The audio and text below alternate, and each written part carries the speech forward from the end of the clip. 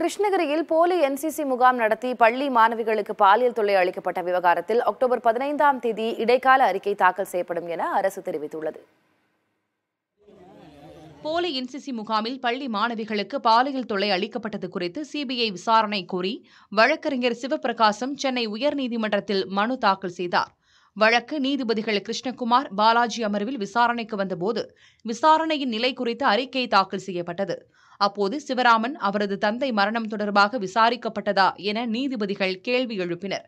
சிவராமன் மரணம் தொடர்பாக சேலம் தலைமை குற்றவியல் நடுவர் நீதிமன்ற நீதிபதி அறிக்கை அளித்த பிறகு விசாரிக்கப்படும் எனவும், சிவராமனின் தந்தை மரணம் குறித்து விசாரணை நடத்தப்பட்டுள்ளதாக கூறி பிரேத பரிசோதனை அறிக்கை அரசு தரப்பில் வழங்கப்பட்டது.